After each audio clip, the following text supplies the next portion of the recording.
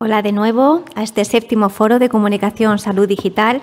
Después del breve descanso, vamos a dar paso ya a la segunda mesa con el título Genómica y terapias avanzadas, el nuevo horizonte de la medicina. La encargada de moderar la mesa es Elena Casaus, jefe de división de la Unidad de Terapias Avanzadas de la Comunidad de Madrid, licenciada en Farmacia por la Universidad Complutense de Madrid y funcionaria de carrera en el Cuerpo de Farmacéuticos de Sanidad Nacional. Cuenta con máster en Dirección y Gestión de Innovación en la Salud y durante 6 años formó parte del equipo de la AIMS. Le acompañan como ponentes Juan Antonio Bueren, director de la Unidad de Innovación Biomédica del CIEMAT, Javier Santos, catedrático de Genética de la Universidad Autónoma de Madrid, y María Blasco, directora del CENIO, experta en telómeros, envejecimiento y cáncer. ¿Voy ahí? Desde aquí.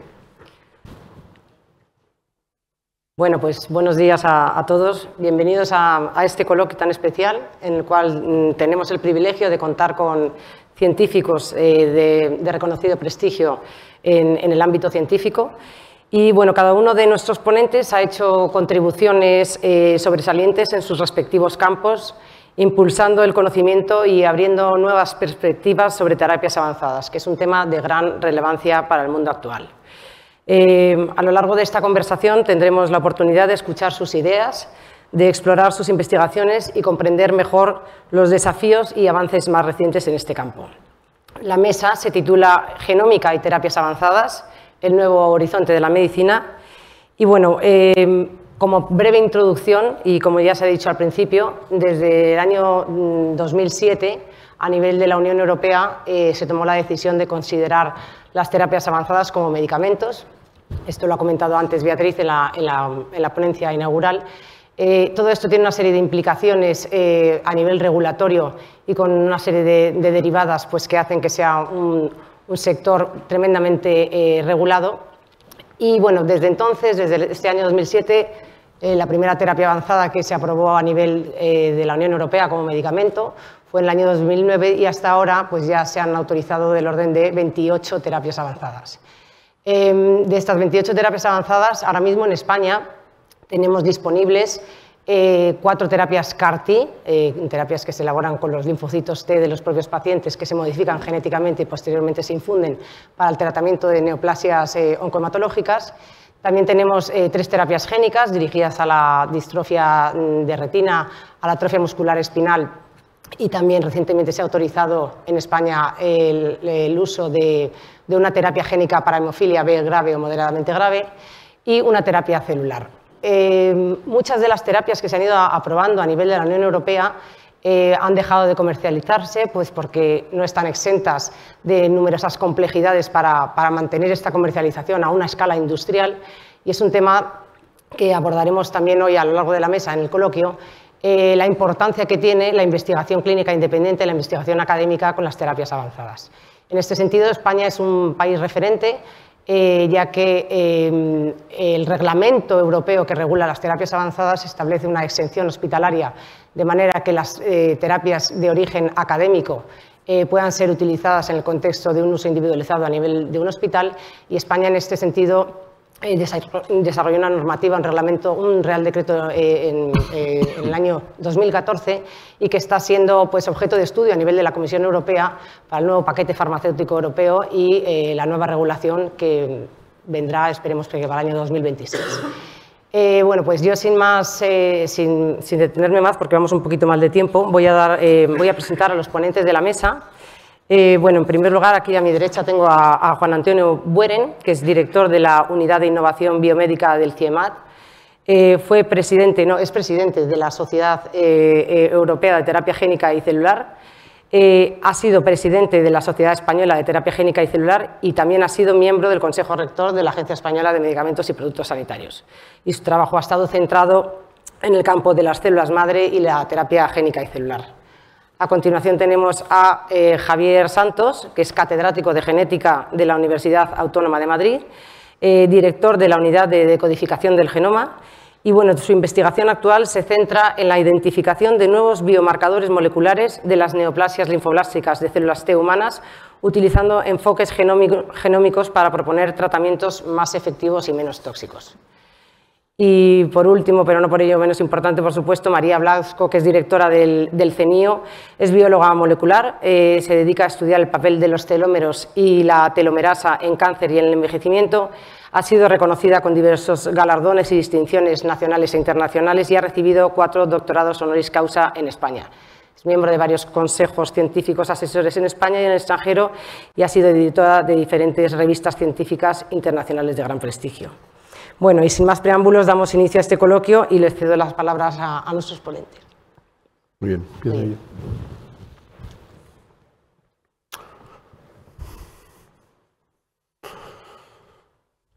Bueno, pues buenos días y sobre todo muchas gracias a los organizadores por preparar esta mesa y por la invitación para que presente algunos aspectos que tienen que ver con el desarrollo de nuevas terapias génicas. Particularmente me voy a concentrar en el tratamiento de enfermedades raras.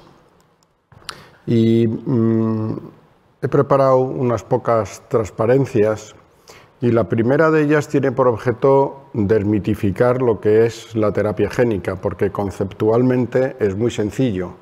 Si hay una determinada enfermedad genética que tiene lugar en un paciente, pues una de las posibilidades, en lugar de sustituir, como hemos visto en la conferencia anterior, un determinado tejido, un determinado órgano por otro de un determinado donante sano, en este caso lo que se pretende es reparar o sustituir el gen defectivo por un gen que es funcionalmente activo.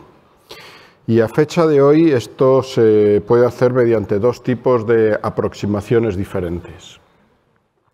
Lo que se muestra aquí como terapias génicas ex vivo tiene por objeto la colecta de las células del paciente, células que van a estar enfermas, y mediante procesos de manipulación ex vivo que se realizan en determinadas salas estériles, salas GMP, mediante un vector, a fecha de hoy, en la inmensa mayoría de los casos son vectores virales de la familia de los gamma retrovirus o los lentivirus, la versión correcta del gen que está mutado en el paciente se inserta en las células enfermas y una vez que el gen se ha insertado en el genoma de estas células, las células se reinfunden en el propio paciente para que por sí solas encuentren anidamiento en los tejidos diana. Este tipo de aproximaciones se realiza fundamentalmente en enfermedades que afectan a células de la sangre, fundamentalmente células del sistema inmune, células de la serie roja, y estamos hablando pues inmunodeficiencias severas congénitas, beta-talasemia, anemia de células falciforme, etc. Hay otro tipo de aproximación que se utiliza sobre todo para órganos que no se dividen o que se dividen muy despacio, como puede ser el sistema nervioso central, el hígado, el músculo. En estos casos es mucho más difícil hacer la manipulación ex vivo del tejido y por lo tanto lo que se realiza es que el gen terapéutico, en lugar de insertarse ex vivo en las células diana, directamente se inserta bien por vía sistémica o bien directamente en el tejido diana. Y esto que, bueno, en principio puede o parecía hace algunos años que era ciencia ficción, pues a fecha de hoy no solamente se encuentra en ensayos clínicos, sino que, como se acaba de indicar, existen ya diferentes medicamentos de terapia génica que están aprobados tanto en Europa como en Estados Unidos. Por ejemplo, en esta diapositiva se muestra la aprobación de diferentes medicamentos basados en terapia celular somática, en terapia génica o en productos de ingeniería de tejidos que se han aprobado por la Comisión Europea, instancias de la Agencia Europea del Medicamento, y he marcado en verde aquellos medicamentos que están basados en la modificación genética de células madre presentes en la médula ósea de los pacientes para el tratamiento de enfermedades de la sangre. En este sentido, pues puede ser paradigmático el tratamiento de la inmunodeficiencia severa combinada por déficit de adenosina desaminasa. Es uno de los tipos que hay de niños burbuja, porque las células madre de la médula ósea de estos pacientes, modificadas genéticamente con un vector lentiviral, constituyó el primer medicamento de terapia génica basado en células madre modificadas genéticamente que se aprobó en Europa.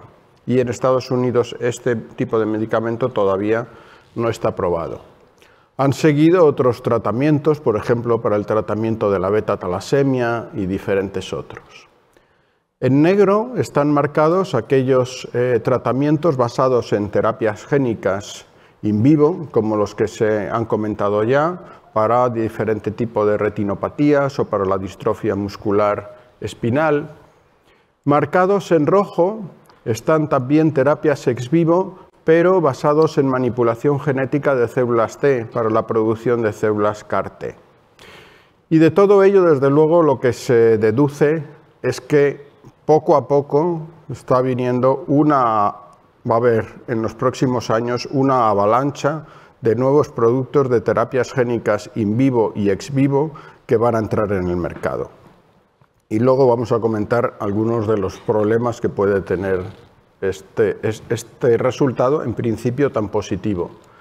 Aquí en verde también he marcado Casgevy, que está basado también en la modificación genética de células madre hematopoyéticas y es el primer medicamento de terapia génica basado en edición génica utilizando CRISPR-Cas. Bien, estos desarrollos, que en muchos casos se han hecho gracias a estudios académicos inicialmente realizados en Europa, y yo destacaría, por ejemplo, los trabajos de Nathalie Cartier en París, Marina Cavazzana en el Hospital Necker o el profesor Alessandro Aiuti en Milán, pues en España se está haciendo también un esfuerzo muy importante en el desarrollo de estas terapias. Luego vamos a ver algunos ejemplos de células CAR-T y simplemente he traído como ejemplo. He puesto un par de diapositivas basados en desarrollos que están en este momento en marcha en nuestro laboratorio, en el CIEMAT, en colaboración con el CIBER de Enfermedades Raras y también con la Fundación Jiménez Díaz. En el caso particular del tratamiento de pacientes con una inmunodeficiencia, que es la déficit de LAD1, déficit de, en inglés Leukocyte Adhesion Deficiency, tipo 1, basado en el déficit de expresión de una proteína que es necesaria para que los leucocitos migren a los tejidos infectados. Estamos tratando pacientes con el déficit de LAD1 severo y como pueden ver aquí, desgraciadamente la tasa de supervivencia de estos pacientes a la edad de 3 años es del orden del 25%. El resto de los pacientes desgraciadamente muere como consecuencia de infecciones severas. Entonces se inició, pues hará unos 10 o 15 años, estudios preclínicos en el laboratorio para tratar de corregir la enfermedad primero en modelos experimentales de ratón y a esto le siguió el inicio de ensayos clínicos de terapia génica en pacientes. Estos estudios se iniciaron en colaboración con una empresa farmacéutica que se creó en el año 2016 y los pacientes se han tratado en el Hospital del Niño Jesús de Madrid, se han tratado en la UCL, en el Children's Hospital de la UCL de Londres y también en el Children's Hospital de Stanford en los Estados Unidos.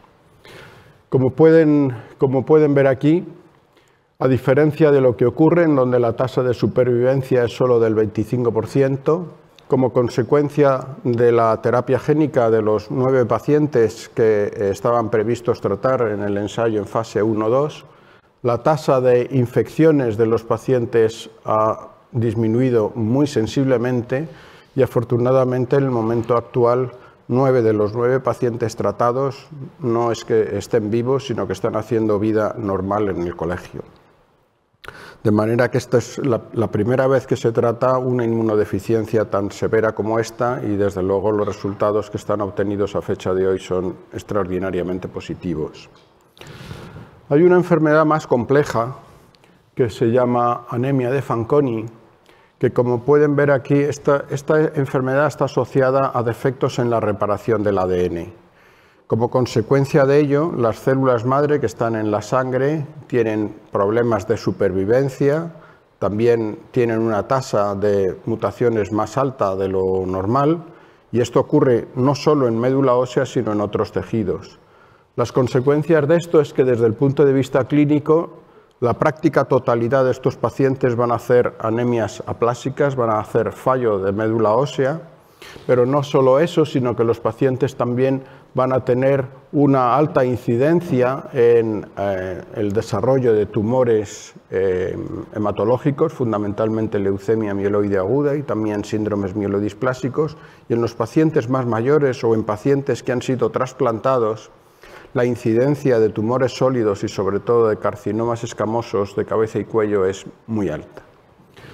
Entonces, por los problemas asociados al trasplante de estos pacientes, que obviamente no todos los pacientes tienen un buen donante, pero incluso las reacciones de rechazo suponen que en estos pacientes, por ejemplo, la incidencia de tumores todavía sube más. Pues iniciamos también, en este caso hace más de 20 años, estudios preclínicos para hacer terapia génica, primero en modelos animales y más tarde en pacientes.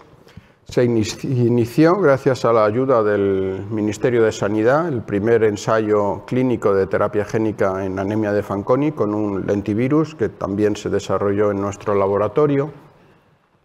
Y como en el caso anterior, después del primer ensayo en fase 1-2, luego iniciamos la colaboración con esta empresa farmacéutica que trasladó el ensayo clínico desde el Niño Jesús también a Inglaterra y también a los Estados Unidos. Y bueno, pues afortunadamente, a pesar de que este ensayo se había desarrollado anteriormente en el NIH, en el Hospital Fred Hutchinson, también se había hecho en el Children's Hospital de Cincinnati, en los Estados Unidos. En ninguno de estos hospitales pudieron observar la presencia de células corregidas en la sangre de los pacientes tratados. En la mayor parte de los pacientes que hemos podido tratar, hemos ido viendo un aumento progresivo de las células corregidas en los pacientes y por primera vez se ha podido ver en dos pacientes, que eran justamente los dos pacientes que tenían mayores niveles de injerto de células corregidas, como el fallo de médula ósea. Aquí se ve, por ejemplo, la progresión de la anemia desde más de 60 meses antes del tratamiento. La anemia iba progresando, después de realizado el tratamiento se estabiliza y los valores de hemoglobina en este paciente en particular y en este otro pues llegan a alcanzar valores que son esencialmente normales. Y este tratamiento tiene una particularidad que en este momento no tiene ningún otro tratamiento de terapia génica ex vivo que se está haciendo en otras patologías. Y es que a través de la corrección genética, las células madre de los pacientes desarrollan una ventaja selectiva sobre las células que no están corregidas.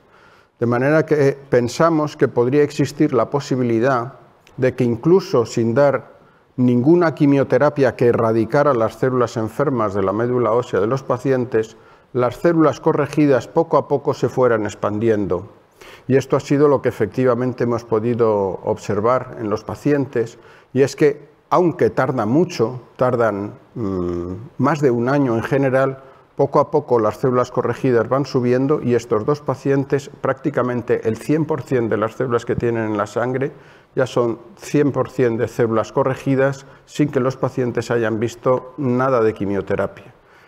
Y esto lo que supone es que al paciente se le hace la autoinfusión de las células corregidas y al día siguiente se van a casa, a diferencia de lo que ocurre en los trasplantes alogénicos, en donde los pacientes han de pasar semanas o incluso meses en el hospital. Como comentaba, después de los ensayos académicos, vino nuestra colaboración con la empresa farmacéutica. Se firmó un acuerdo tan complejo como eficaz entre todas estas instituciones y gracias al trabajo realizado por Rocket, en este mismo año han anunciado que tanto el ensayo de terapia génica de los pacientes con la inmunodeficiencia por déficit de adhesión leucocitaria como de los pacientes con anemia de Fanconi está en este momento en evaluación tanto en la FDA como en la EMA, con la confianza de que en los próximos meses o a lo largo del próximo año podamos tener la oportunidad de comprobar cómo estas terapias surgidas de un laboratorio de investigación en España puedan pasar a ser terapias ya comerciales en Europa y en Estados Unidos. Hasta aquí todo son buenas noticias, pero no todos son buenas noticias. Ya se ha mencionado el problema del costo de la terapia génica. Desgraciadamente, ha ocurrido algunos casos, como ha sido el tratamiento de la beta-talasemia o el tratamiento de la adrenoleucodistrofia cerebral, en donde Bluebird Bio obtuvo la licencia de comercialización, lo presentó a la Agencia Europea del Medicamento, se obtuvo la autorización de comercialización en Europa, se entró en fase de negociación con diferentes gobiernos, inicialmente Inglaterra y también en Alemania, y no se llegó a un acuerdo de comercialización por el elevado coste de estos tratamientos. A modo de indicación, por no referirnos a países europeos, en Estados Unidos el tratamiento por terapia génica de los pacientes con beta-talasemia cuesta del orden de $3 millones y el tratamiento por edición génica del orden de $2 millones. Los tratamientos por terapias génicas in vivo pues están por este orden o incluso más. Y esto está suponiendo que haya desacuerdos entre las farmas y los gobiernos, y en algunos casos, como es el que mencionaba de Strimbelis para el tratamiento de niños burbuja, pues que la propia compañía haya reconocido que no tenían interés comercial debido a las dificultades que preveían que iban a tener. Y en este momento pues también hay otras terapias que están en desarrollo comercial, todavía no han tenido la autorización, pero las farmas que lo estaban desarrollando al final han concluido que en función de la escasez de pacientes y del elevado coste, pues abandonaban el desarrollo comercial de estas terapias por las dificultades que he mencionado. ¿Cuál es una posible salida al problema que se plantea del desarrollo comercial de algunas terapias avanzadas y en particular para determinadas enfermedades raras o algunas enfermedades ultra raras? Pues Europa, desde luego, se está moviendo y se está moviendo mucho en este sentido, y hay un ejemplo que yo creo que es admirable, y es que tanto por parte de la empresa que inició la comercialización, como es el caso de Orchard Therapeutics, reconoció sus dificultades para el desarrollo comercial y retornó a Teleton, que es la fundación Teleton de Italia, para que hicieran un desarrollo non-profit de esta terapia. Esto la Agencia Europea del Medicamento lo ha aprobado y en este momento Teleton está autorizado para el uso no comercial de este tipo de tratamiento para pacientes con la inmunodeficiencia ADA. Y también el tratamiento mediante exención hospitalaria es un tratamiento extraordinariamente interesante y desde mi punto de vista puede ser muy importante, sobre todo para enfermedades raras y ultra raras. La exención hospitalaria está concebida para el tratamiento no rutinario de un relativamente pequeño número de pacientes, y nuestros colegas del Hospital Clínic de Barcelona desarrollaron un CAR-T contra leucemias linfocíticas. Hicieron un primer CAR-T, ARI-001, que hace un par de años ya se aprobó en la Agencia Española del Medicamento, y hace pocas semanas aprobaron el ARI-002. Y esto, desde luego, está siendo un modelo, el modelo español de uso de asignación hospitalaria de terapias avanzadas es un modelo que se está extrapolando a Europa y la Agencia Europea del Medicamento está mostrando un gran interés en el modelo español que se está desarrollando. Y yo aquí también no solo he de agradecer el trabajo que está haciendo el Hospital Clínico, sino la Agencia Española del Medicamento, que yo creo que es pionera en otras agencias europeas para el apoyo de desarrollos más académicos cuando la empresa farmacéutica no puede llegar a determinado tipo de desarrollos.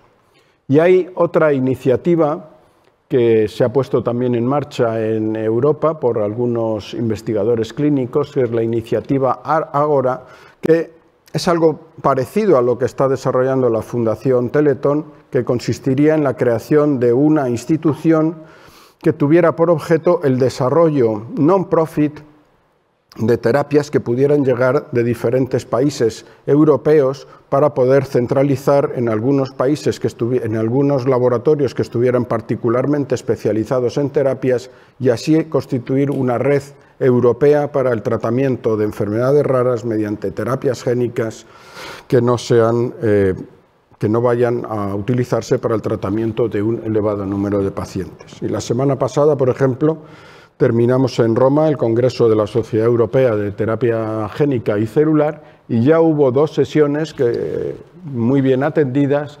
Una de las sesiones tenían por objeto el discutir la accesibilidad de la terapia génica y otra de ellas, en particular, el uso de la exención hospitalaria para el tratamiento de enfermedades raras y ultrarraras que no tuvieran interés comercial. De manera que, ya para concluir, desde luego hay que dejar bien claro que todos entendemos que la empresa farmacéutica es la única que está capacitada para el desarrollo de nuevas terapias que puedan abarcar un elevado número de pacientes. Pero también somos conscientes que hemos generado una nueva tecnología. Era impredecible hace unos años pensar el impacto que iba a tener la terapia génica por cuanto lo que se ha demostrado de eficacia y también de seguridad, pero estas nuevas terapias, en función de la complejidad que tienen y de su coste, hemos de utilizarlas de una manera diferente a lo que habitualmente estamos acostumbrados. Sin duda, tendremos que desarrollar terapias que desde el punto de vista tecnológico sean más sencillas, vectores que en lugar de ser virales sean no virales. Pero en definitiva de lo que hoy tenemos, sabemos que tenemos muchas terapias que pueden ser curativas para muchas enfermedades raras y que tendremos muy probablemente que utilizarlas a partir de un procedimiento que no va a ser el característico del ensayo comercial a través de empresas farmacéuticas. Y de ahí la importancia que estemos bien juntos los científicos, los clínicos, la empresa farmacéutica, los reguladores, las asociaciones de pacientes, porque tenemos que ser creativos y no podemos esperar en el desarrollo de estas terapias. Y con esto pues yo concluyo. Muchas gracias.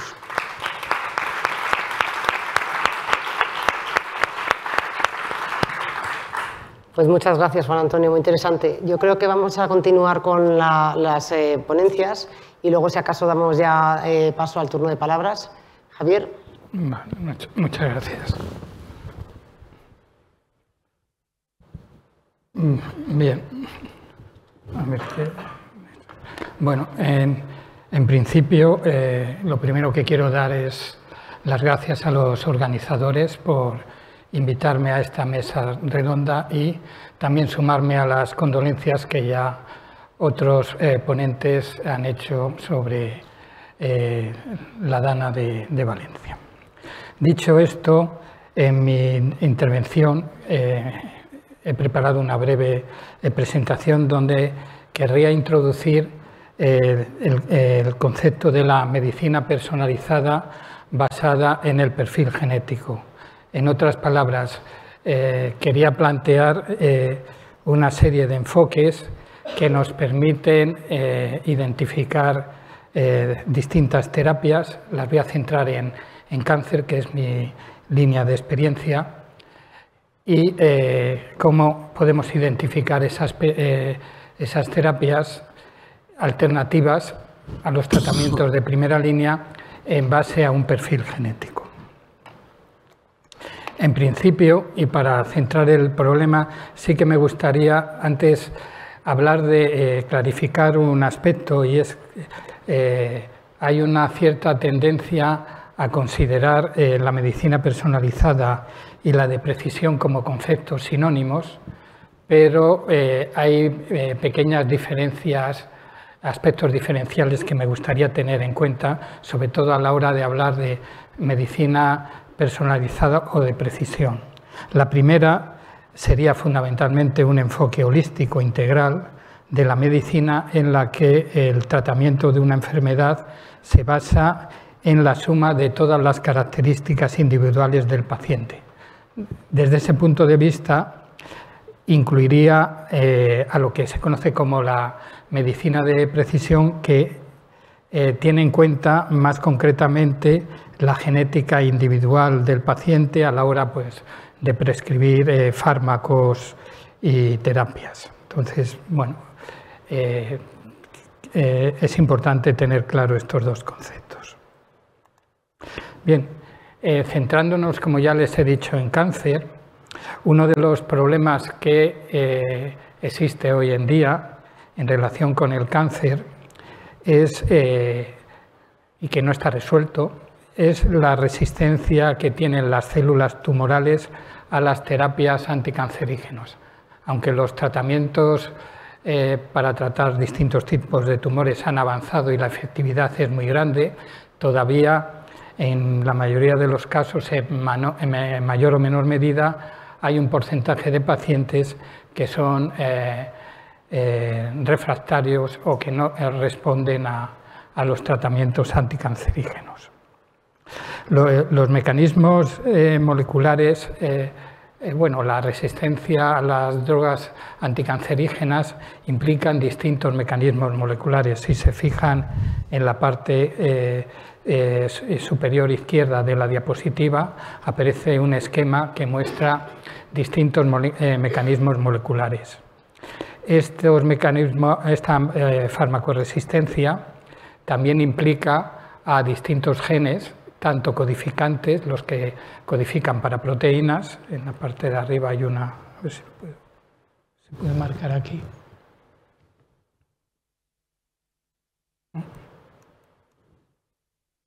Bien. Que lo marque bien. En esta primera parte, si doy con esto de aquí, o también de genes no codificantes, que transcriben únicamente para moléculas de RNA y que, como ejemplo, aquí aparecen microRNAs. No son los únicos, pero en este caso sí que están implicados en esa farmacoresistencia.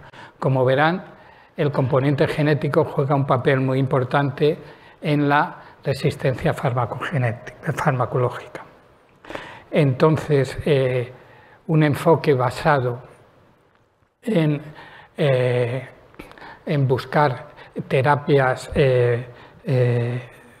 dirigidas, teniendo en cuenta pacientes que tienen un perfil genético, puede servir como una estrategia adecuada para llevar a cabo estrategias de terapia en enfermedades cancerígenas. Esto un poco lo he querido indicar en esta especie de círculo que aparece en la parte inferior derecha, donde hay distintos enfoques terapéuticos integrados, y este de aquí tiene en cuenta la terapia personalizada unida o asociada a el perfil genético del paciente. Y todas ellas son útiles para, de alguna manera, superar esa resistencia a los fármacos anticancerígenos. Bien, existen distintos enfoques para buscar cuáles son los tratamientos más efectivos para los pacientes de cáncer según o de acuerdo con su perfil genético. Uno de ellos es la priorización de fármacos anticancerígenos in silico, basados en datos multiómicos del paciente, utilizando una herramienta bioinformática que se conoce como PanDrax, desarrollada en el Centro Nacional de Investigaciones Oncológicas y que lo que proporciona es como un soporte bioinformático para priorizar los tratamientos farmacológicos contra el cáncer en función de los datos multiómicos individuales de ese paciente. ¿Cómo funciona? Pues sin entrar mucho en detalles, PanDrax tiene como dos elementos. Por un lado, hay un elemento que lo que hace es puntuar los fármacos analizando una serie de parámetros, y a cada uno de los fármacos que pasan por esta plataforma se le da una puntuación, y se hace lo propio con una puntuación de genes en base a una serie de parámetros también. Y después lo que hace PanDrax es resolver los mejores candidatos terapéuticos basando tanto en la priorización de fármacos como en la de genes. En nuestro grupo hemos usado esta plataforma PanDrax para priorizar fármacos anticancerígenos basada en datos genómicos y transcriptómicos, son los que aparecen aquí. A ver, es que no puedo ver. Estos de aquí son datos, no sé si se ve muy bien, pero datos genómicos y transcriptómicos de un paciente que había sido diagnosticado con una leucemia linfoblástica aguda de células T. En la parte derecha de la imagen aparece una tabla con los 10 mejores fármacos. Y llama la atención, no sé si se ve bien, pero la mayoría de ellos son fármacos que ya han sido utilizados para tratar distintos cánceres hematológicos. No esta leucemia en concreto, pero sí distintos cánceres hematológicos. Pero lo que más llama la atención es que entre los 10 mejores aparecen fármacos que se utilizan para tratar otro tipo de tumores, en concreto tumores sólidos.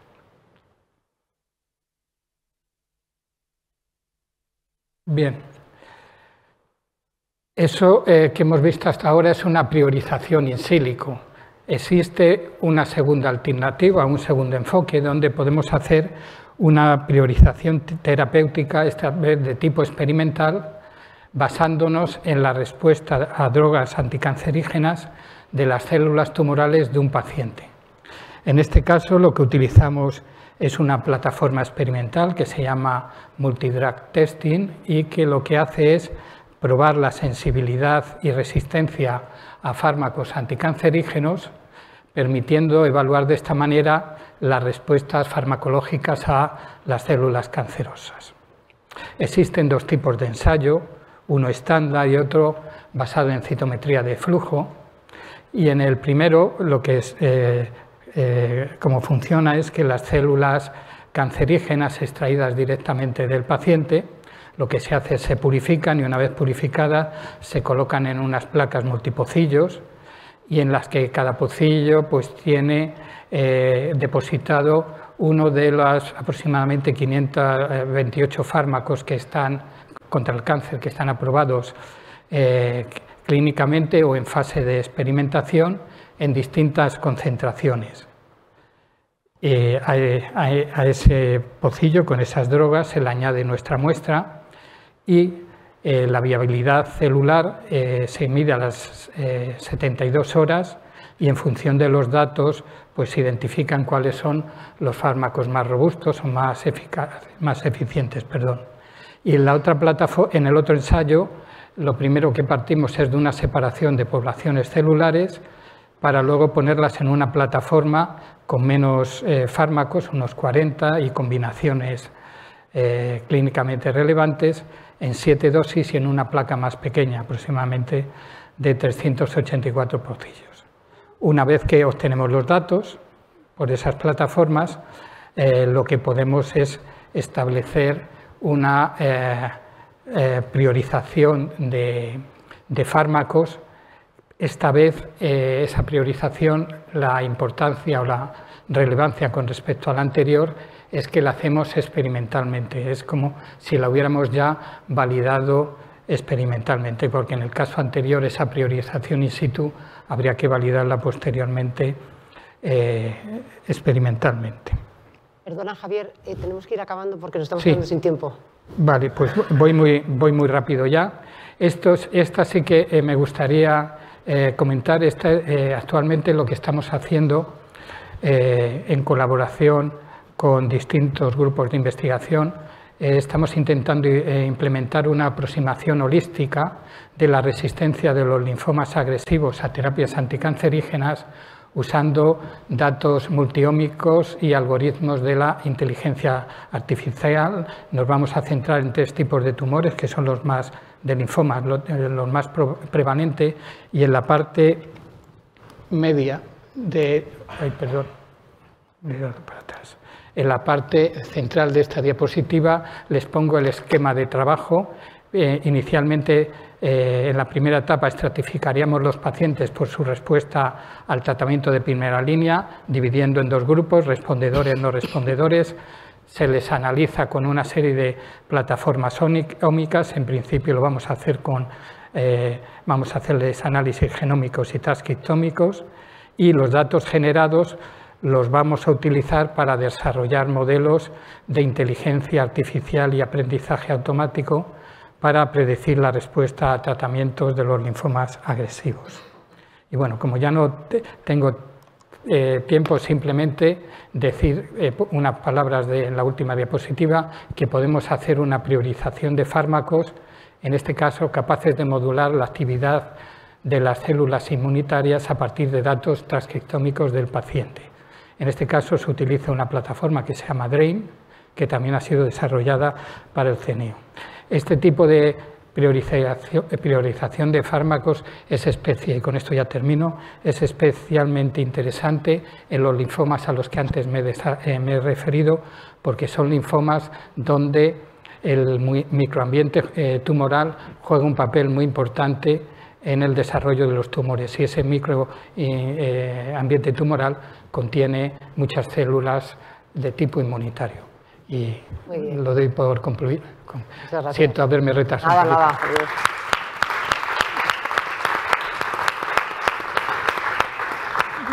Bueno, pues ahora escuchamos a María.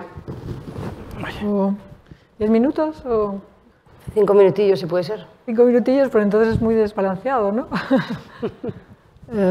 5 minutillos no puedo hacerlo. Pasamos bueno, pues 7. Gracias, es que, claro. Ok, bueno, pues en mi grupo trabajamos en terapias génicas ex vivo para enfermedades, no ya enfermedades raras, sino enfermedades del envejecimiento. El envejecimiento es la causa de la mayor parte de las enfermedades que nos matan, también el cáncer, y por lo tanto, para ser capaces de prevenir y tratar eficientemente enfermedades degenerativas del envejecimiento, tenemos que conocer por qué se produce el envejecimiento. Y la manera en que tenemos de pensar, pues todas las personas que trabajamos en entender el envejecimiento, es que el envejecimiento realmente es la causa de muchas enfermedades, una causa común, las enfermedades son la consecuencia. Esta causa, desde luego, tiene que ver con los genes, aunque no solo, también tiene que ver con los hábitos de vida, y en todo caso los mecanismos moleculares, digamos, serían comunes, ¿no?, a estos genes o hábitos de vida. Si conocemos las causas de por qué envejecemos, podremos tener biomarcadores que nos digan qué personas están en riesgo de desarrollar estas enfermedades, pero también seríamos capaces, en teoría, de realmente retrasar la aparición de estas enfermedades, retrasando o alargando el tiempo de vida, digamos, en que nuestras células están jóvenes y son capaces de regenerar el daño en nuestro organismo. Y eso también sería una característica, pero también, quizá lo más importante para hoy, es que una vez aparecen estas enfermedades, se diagnostican estas enfermedades, seríamos capaces de tener tratamientos realmente efectivos para frenar su progresión. Tenemos que recordar que no hay tratamientos efectivos para frenar la progresión de ninguna enfermedad degenerativa, a no ser que sea pues un trasplante, o etcétera. No sabemos cómo frenar o revertir enfermedades degenerativas, y de eso se trata lo que investigamos en mi grupo. Nosotros trabajamos con uno de los mecanismos moleculares de por qué se produce el envejecimiento en nuestras células. Pensamos que es un mecanismo primario que está en el origen de otros mecanismos moleculares del envejecimiento, que es el acortamiento de unas estructuras que protegen nuestro material genético, nuestros cromosomas. Son unas estructuras que hay al final del cromosoma y son esenciales para la vida. Pues bien, la vida está diseñada de tal manera que cada vez que a partir de una célula se tienen que generar 2 células hijas, no se copia por completo el extremo de los cromosomas y esto hace que los telómeros se vayan haciendo cada vez más cortos. Cuando los telómeros son demasiado cortos, no ejercen una función protectora esencial y esto desencadena otras causas del envejecimiento, como es la inestabilidad de nuestros cromosomas, la senescencia celular, disfunción mitocondrial y otras causas del envejecimiento. Hace poco, esta revisión, que es una de las más citadas de la revista Cell, la hemos renovado el año pasado, incluyendo otras causas moleculares del envejecimiento, pero el acortamiento de los telómeros sigue siendo una de estas causas primarias que subyacen a otras causas moleculares del envejecimiento. De hecho, sabemos desde 1990 que los telómeros se acortan en todos los órganos y tejidos y pensamos que cuando los telómeros llegan a una longitud muy corta, esto desencadena el proceso de envejecimiento. ¿Por qué sabemos que esto es así? Por una parte, como mostraré a continuación, por la generación de ratones donde forzábamos este acortamiento telomérico y veíamos que esto producía envejecimiento, pero más recientemente por la identificación de una serie de síndromes en humanos que se llaman síndromes teloméricos o telomeropatías, que se caracterizan por tener mutaciones en una enzima que no he mencionado hasta ahora, que se llama telomerasa, que es capaz de resetear los telómeros, y esto ocurre en estadios embrionarios, donde se resetean los telómeros del nuevo individuo y con estos telómeros tiene que vivir el resto de su vida, porque a partir del nacimiento, digamos que la telomerasa se silencia y los telómeros se empiezan a cortar. Estoy simplificando mucho, pero estas personas nacen con telómeros mucho más cortos de lo normal y van a tener una serie de patologías que se caracterizan por la falta de regeneración de los tejidos, ¿no? Y esta es la prueba de que la longitud telomérica en humanos es limitante para la longevidad. Y incluso si no eres mutante para telomerasa o para proteínas que son importantes para mantener los telómeros, sabemos que hay una correlación entre la longitud de los telómeros y la probabilidad de tener distintas patologías. Los telómeros son un biomarcador de este proceso de envejecimiento. En nuestro grupo sale una compañía que se llama LifeLength, que mide telómeros realmente en todo el mundo como marcador de este proceso de envejecimiento de nuestras células. Y como decía antes, realmente sabemos ahora que los telómeros son muy importantes para el envejecimiento, tanto en ratones, esto lo demostramos hace mucho tiempo, que si un ratón se forzaba el acortamiento de sus telómeros esto era suficiente para inducir el envejecimiento, pero también demostramos lo contrario, que si hacíamos ratones que tuvieran telómeros más largos, forzando la expresión de telomerasa, podíamos hacer que vivieran más tiempo, ¿no? Y que su envejecimiento estuviera retrasado y muchas patologías del envejecimiento retrasadas. Esto lo hicimos con ratones transgénicos en su momento, pero fue muy importante para demostrar que realmente el mantenimiento de los telómeros tenía que ver con el envejecimiento, ¿no? Ahora sabemos que no solo humanos o ratones, sino que esto es algo general en la naturaleza.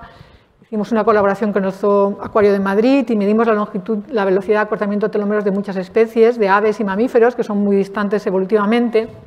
Y vimos que la velocidad de acortamiento de los telómeros se podía ajustar a una función matemática que se llama ley potencial y que explicaba, este solo parámetro explicaba la longevidad en muchas especies. Esto se ha confirmado por otros autores, incluyendo más especies, y yo creo que demuestra que no solo en humanos, en ratones, sino que en distintas especies la velocidad de acortamiento telomérico es uno de los determinantes del proceso de envejecimiento y, por lo tanto, de riesgo de distintas patologías. ¿Qué podemos hacer, por lo tanto, aprovechando este conocimiento? Pues en colaboración con el grupo de Fátima Bosch en la Universidad Autónoma de Barcelona pensamos en que una manera de activar la telomerasa en un organismo ya adulto podía ser utilizar terapia génica. Utilizar terapia génica utilizando vectores adenoasociados, que son vectores que no son integrativos, que van a expresar el gen de la telomerasa solo temporalmente, ya que en el momento que las células se multipliquen van a diluir la presencia del gen de la telomerasa, ¿no? Y esto pensamos que podía ser una estrategia terapéutica para el tratamiento de enfermedades degenerativas del envejecimiento. El primer experimento que hicimos, sin embargo, fue una prueba de concepto para saber si algo es importante para el envejecimiento, tiene que tener la capacidad de alargar la vida en un organismo, ¿no? En este caso en ratones. Y lo que hicimos fue tratar ratones de 1 año o de 2 años, que son ratones de mediana edad o viejos, con una sola inyección intravenosa de esta terapia génica con telomerasa, y vimos que se retrasaba no una, sino muchas patologías del envejecimiento. Por lo tanto, demostrando que el acortamiento telomérico determina el envejecimiento, ya que si eso lo corregimos con telomerasa, podemos retrasar muchas patologías. El cáncer también se retrasaba, porque el cáncer, aunque no tengo tiempo hoy de abundar en ello, también se origina asociado al proceso de envejecimiento, por lo menos todos los tumores adultos, y asociado a presencia de telómeros cortos que generan inestabilidad cromosómica. Y no vimos ningún efecto secundario negativo de esta terapia génica con telomerasa, porque los ratones de hecho vivían más, tanto el grupo de mediana edad como de edad avanzada terminaban teniendo una vida media y máxima más alta, con lo cual no veíamos ningún efecto negativo. Lo que hemos hecho es aprovechar, utilizar o demostrar el efecto terapéutico de esta terapia génica para enfermedades del envejecimiento. Lo hemos mostrado en modelos de infarto de miocardio en ratón, esto lo publicamos ya en 2014, y también en modelos de enfermedades asociadas a presencia de telómeros cortos, como son anemia plástica, que también esto lo hicimos con modelos animales en el año 2016, y más recientemente hemos estado centrados en fibrosis pulmonar, fibrosis renal, porque son enfermedades muy prevalentes. En el caso de fibrosis pulmonar, en concreto, es una enfermedad que no tiene tratamiento curativo, de momento, es una enfermedad mortal, a no ser que haya un trasplante de pulmón, lo cual es bastante complicado, ¿no? como sabemos. Sabemos ahora que la fibrosis pulmonar, más o menos el 50% de los casos de fibrosis pulmonar, están asociados a presencia de telómeros cortos que sinergizan con daño en el pulmón, que puede ser desde la contaminación al tabaquismo, etc. Esto impacta en destruir o matar las células regenerativas del pulmón. En concreto, nosotros identificamos las células alveolares tipo 2 como las relevantes, ahora lo mostraré a continuación. En todo caso, cuando el pulmón, sus células no pueden regenerarse debido a presencia de telómeros cortos, esto va a producir una fibrosis y una reacción inflamatoria. Y realmente los tratamientos que hay ahora están aprobados, no son capaces de curar a los pacientes, y pensamos que es porque el origen sigue estando ahí, que son los telómeros cortos que impiden que el pulmón se pueda regenerar. Por lo tanto, la fibrosis pulmonar es un problema de capacidad de regeneración de las células del pulmón, y en parte, al menos en 50% de los casos, se piensa que está asociado a presencia de telómeros cortos. Nosotros identificamos en una colaboración con AstraZeneca cuál era el tipo celular relevante. Para ello lo que hicimos fue inducir disfunción telomérica en distintos tipos celulares del pulmón en ratones, y vimos que solo cuando inducíamos disfunción telomérica en las células alveolares tipo 2 se producía una fibrosis intersticial similar a la de los humanos, ¿no? Por lo tanto, este sería el tipo celular que tenemos que targetear con la terapia génica con telomerasa, ¿no? Y esto es lo que hicimos en un trabajo, prueba de concepto, en un modelo de ratón que inducía fibrosis pulmonar asociada a presencia de telómeros cortos. Lo que hicimos fue tratarlos con vectores de terapia génica adeno-asociados que traían o bien el gen de la telomerasa o estaban vacíos, y vimos que en ratones a los que ya se había diagnosticado fibrosis pulmonar por un TAC, los que habíamos tratado con el vector vacío progresaban a una fibrosis severa. Sin embargo, los que tratamos con telomerasa, la fibrosis se resolvía o quedaban pequeños parches de fibrosis, ¿no? Por lo tanto, mostrando un efecto terapéutico, ¿no? de esta activación de la telomerasa a nivel molecular. Veíamos que se rescataban reacciones inflamatorias en paneles de citoquinas tan solo 3 semanas después del tratamiento, y también toda la activación de genes de fibrosis era rescatada en aquellos ratones donde tratamos con telomerasa. También a nivel molecular se rescataba daño, senescencia celular y todos los, digamos, marcadores que se conocen a nivel molecular en fibrosis pulmonar. También aislamos las células alveolares tipo 2 de estos ratones, las aislamos por citometría, vimos que activaban la telomerasa, y vimos que cuando hacíamos análisis de expresión génica se rescataban las rutas de daño y las rutas de inflamación, indicando que realmente una terapia génica con telomerasa era capaz de corregir el defecto, que eran los telómeros cortos, y de rescatar, digamos, todos los marcadores celulares y moleculares asociados a fibrosis pulmonar, ¿no? Esto pues nos indica que podría ser una terapia efectiva en el tratamiento de fibrosis pulmonar. Ya voy terminando. Sin embargo, nos preocupaba si esta presencia de telomerasa podría favorecer, por ejemplo, la aparición de tumores en el pulmón, y para ello, aunque el ratón tiene una vida muy corta y obviamente quizá no sea el mejor modelo para demostrar esto, sí que es verdad que se puede forzar la aparición de cáncer de pulmón en un ratón expresando un oncogen que se llama KRAS. Y lo que hicimos fue, a la vez que activábamos telomerasa, activábamos KRAS, o activábamos primero telomerasa y después activábamos KRAS en un experimento que se puede llamar un killer experimento, un experimento de seguridad, para ver cómo de seguro era tratar con telomerasa en el pulmón y vimos que el tratamiento con telomerasa, tanto pretratamiento como tratamiento simultáneo con la activación del oncogen KRAS, no cambiaba ni el número de ratones con tumores, ni el número de tumores por ratón, ni el tamaño de los tumores. Por lo tanto, no habíamos ningún efecto negativo, ni hemos visto en ninguno de los modelos animales donde hemos activado la telomerasa, tanto a nivel general, con el experimento de longevidad que he hablado, como en otros modelos donde hemos activado la telomerasa, ¿no? Por lo tanto, esto nos ha llevado a desarrollar una terapia génica para activación de telomerasa en humanos. Y para ello lo que se ha hecho es generar una nueva compañía, que es spin-off del CENIO, de la Autónoma de Barcelona, que también está participada por un fondo de capital riesgo, In Vivo Ventures, y por el CEDETI, que se llama Telomere Therapeutics, y cuyo objetivo es realmente llevar esta terapia génica al tratamiento de fibrosis pulmonar asociada a telómeros cortos. Voy a terminar aquí, tenía más cosas, pero termino aquí. Muchas gracias. Gracias. 10 minutos. Bueno, pues yo creo que el nivel científico se ha puesto de manifiesto lo elevado que es y yo, como vamos muy mal de tiempo, voy a dar paso ya a las preguntas del público. No sé si alguien quiere hacer alguna pregunta, ¿tenéis alguna?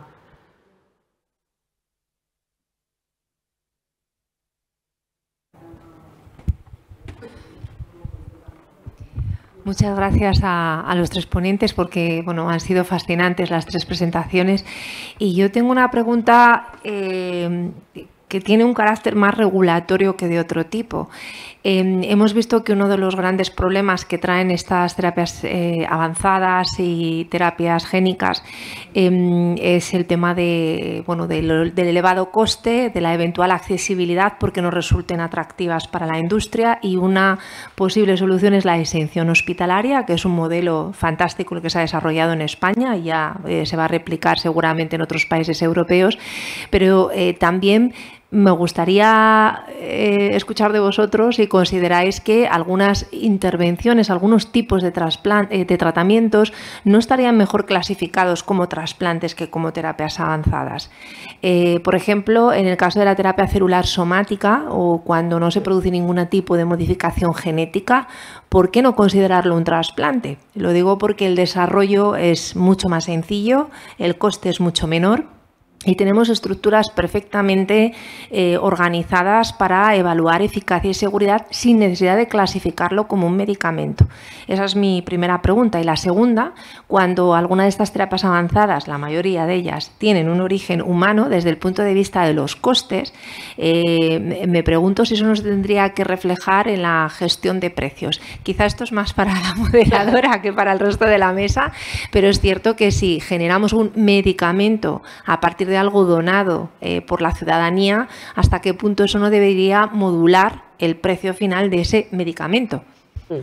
Yo no sé si queréis contestar o contesto yo. Bueno, primero, Empiezas tú, Juan, ¿no? Respecto a la primera pregunta, 100% de acuerdo con lo que dices respecto a que no tiene, desde mi punto de vista, mucho sentido todo el control que se les está exigiendo a las terapias avanzadas frente al poco control que, por ejemplo, se exige para un trasplante alogénico de médula ósea, que tiene mucha mayor complejidad desde mi punto de vista y muchas menores restricciones regulatorios y de control.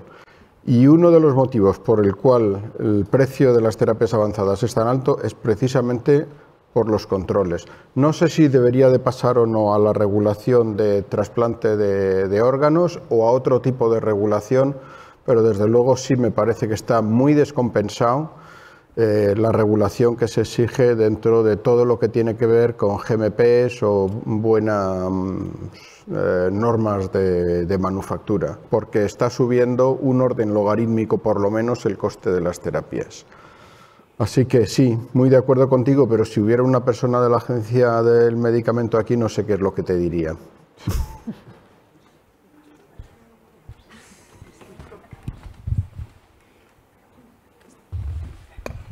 Se suele decir que está poco regulado, pero no es cierto. Está muy regulado.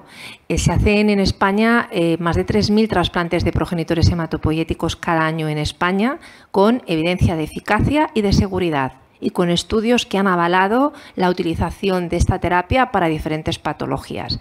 Es decir, a lo mejor los estándares que se están exigiendo no son necesarios, son desproporcionados y aumentan de manera indeseable y desproporcionada el coste de estos tratamientos. Cuando digo porque de poco, sí, me refiero siempre a la comparación. Sí, pero que los estándares, por ejemplo, aplicables al trasplante o a la terapia celular no avanzada o a el procesamiento de tejidos, son estándares elevados de calidad y seguridad que además vienen de Europa y producen un montón de terapias que son seguras y son eficaces. Lo digo porque muchas veces se habla de la seguridad como no vamos a regularlo como trasplante porque es menos seguro. No, es muy seguro. Si no, no haríamos miles de procedimientos cada año en España o en el mundo. No sé si me he explicado mal, sí. pero no quiero decir ya estamos que no de acuerdo, estamos de acuerdo. Regulado. Quiero decir que está muy desequilibrado. Efectivamente. Muy bien, muchas gracias. ¿Hay alguna pregunta más en el público? Bueno, pues entonces yo creo que vamos a dar por concluido porque estamos mal de tiempo. Muchísimas gracias a los tres. Ha sido de verdad una exposición muy enriquecedora y bueno, pues nada más. Muchas gracias.